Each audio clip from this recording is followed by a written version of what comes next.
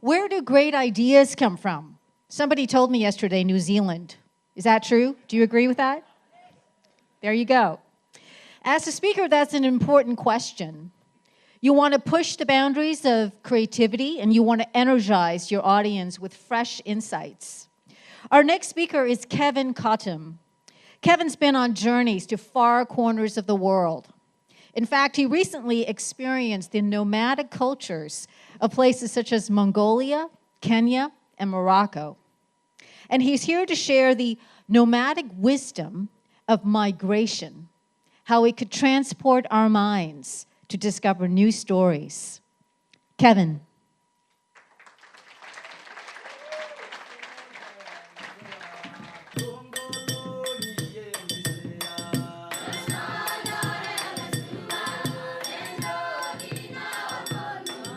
There is no beginning to this space. There is no ending to this space. We are migrating. There is no beginning to this story. There is no ending to this story. We are migrating. There is no beginning to who you are and who you are. There is no beginning or end. You are migrating. A speaker migrates to new speeches. Have you ever had the experience of where you've been feeling really uncomfortable in your skin about your topics, about the space that you're working in? Have you been tired about the stories that you've told for over 20 years? Have you ever felt stuck, like Ritu said, about your branding or your unique selling point or who you are? I had this feeling for many, many years, about 10 years, and I felt really uncomfortable in the space that I was working, which was in figure skating. I was a figure skating choreographer for National World Olympic Champions and also for very large projects such as the closing ceremonies at the Olympic Games. And one would think, well, what the hell, I mean, why would you want to change who you were? Well, that became very tired. I was actually felt that my whole essence of being at that point was leaving me. So what was coming in its place? Which is an interesting thing. So, 16 months ago, that all changed. Incredible experience happened. I started to find a new space to work in, which is nomadism. I started to find new stories from the Maasai, from the Mongolians, from the Moroccans, and also from executives about life, about learning. What are some of the incredible values that we can learn from being interconnected? And I thought, wow, how cool is this? In fact, I felt like Indiana Jones looking for the Holy Grail. And the Holy Grail was the nomadic mindset, a great mindset. And I think most people in here have the nomadic mindset. But it's very interesting because when you go on such journeys, they shift and change your life. And it's continuing to shift and change, which is so exciting. And I will continue on my journey. But that's not really all. So when I was in the Maasai, do you know where the Maasai live? They live in the southern Kenya. Rudy knows. They are a major group of people, nomads, which are now really settled nomads. And they live in the southern of Kenya, and they also live in Tanzania in the Serengeti. And in those places, which is really amazing, is that they are full, as you can see in these pictures. They wear a lot of earrings. I used to have earrings, I don't have anymore. They're bald like me, but I'm not dark. But they have an amazing life. And a lot of it is about expansion, and it's about freedom. And I think this is extremely important for all of us as speakers because we need that freedom in our minds. We need that freedom, that movement in our minds. So let me share with you a story about Benson. Benson is this beautiful, beautiful Maasai man, tall, majestic, eyes of brown that are so beautiful, teeth as white as can be, long neck. And I was having a conversation with him in the Maya Simba Lodge, and he was going through different rituals that he had to go through, such as circumcision, such as warrior, where he would have to kill a lion, and he killed 2 lions. And then also manhood. What was manhood about? And then all of a sudden he said to me, my people, we are migrating. Where we were is not where we are. My question also is, what about speakers? Where are you? Where were you? Where are you? And where are you going in your mind? And also with the creativity. It is our duty to move and to migrate to new stories, to new thoughts. Why? Because as Brenda said, it's about the audience. It's about them finding transformation, them learning. And that's where we have to go. So we have to stay on top of things. So I migrated back to another place. I went back on January actually, 2017, to the nation's capital of Ottawa, of Canada. And I think that Joanna knows about this. And you can see the weather is beautiful, right? It is cold. In fact, they were having a heat wave of -15. Yes! And from a Singapore resident that is a hothouse flower, I was frozen. But I wanted to go there because it was the National Figure Skating Championships. I wanted to go to my old haunt. You know, it's like an old reunion. You know that you go with in schools. Maybe you have high school reunions. Anyway, it was really fun. I went into the rink. And I went into that rink, and I smelt it. And I had these memories of 50 years ago, 40 years ago. The smell was the same, or seemed to be the same.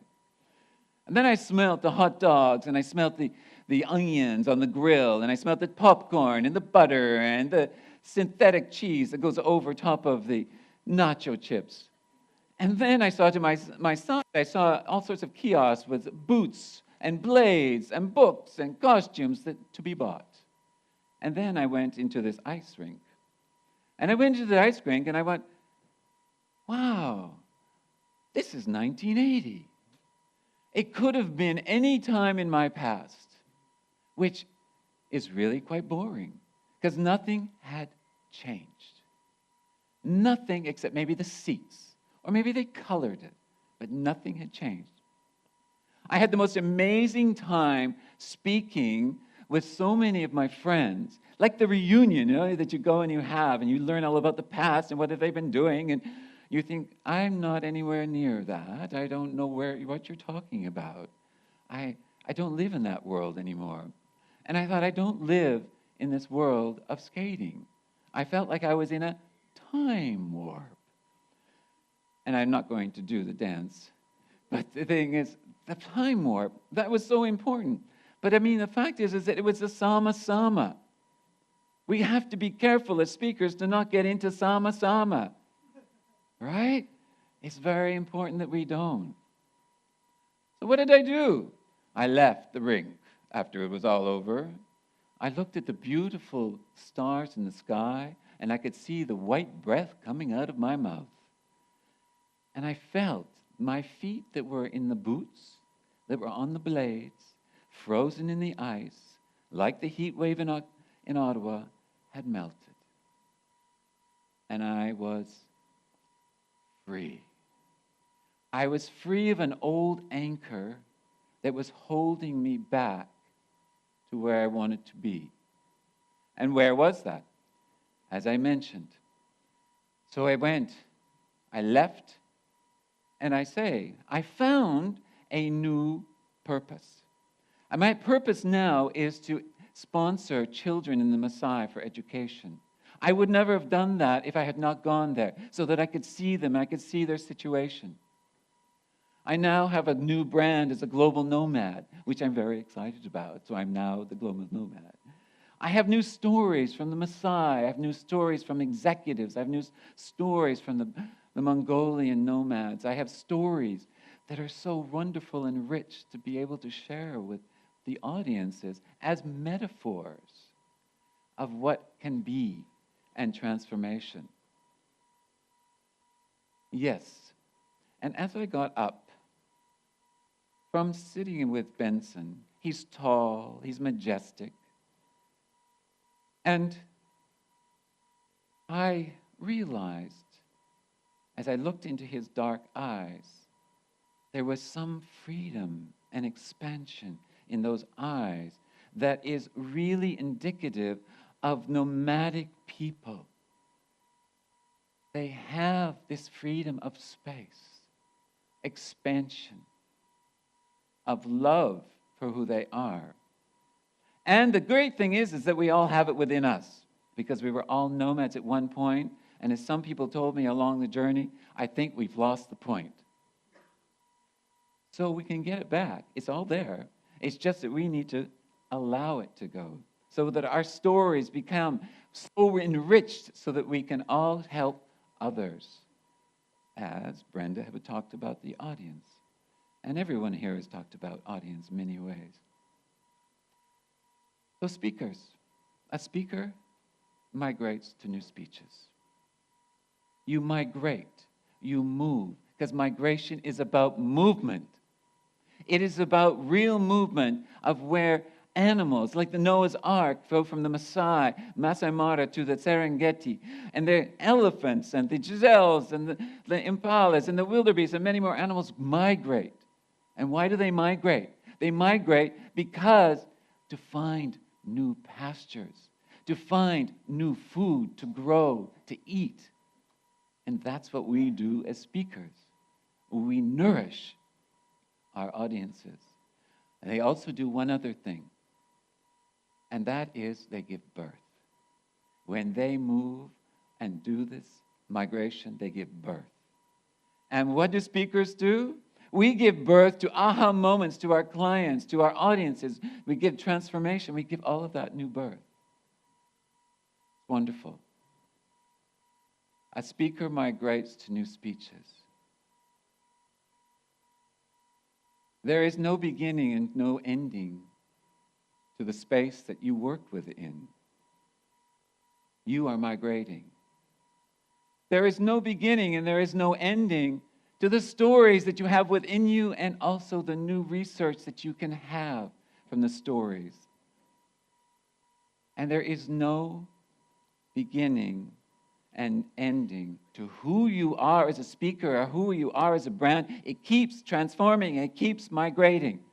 But you're the only ones that can keep it migrating. And I remember another thing that Benson said to me.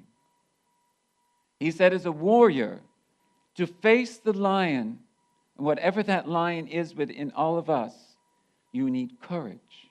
You need to be bold, and you need to take the risk. He also said, if I recall, we are migrating. Where we were is not where we are. And my challenge to everyone in here, if you're a speaker or not a speaker, it doesn't really matter who and what you do. I have 3 questions for you to think about. How are you migrating? Where are you migrating to? And when are you migrating?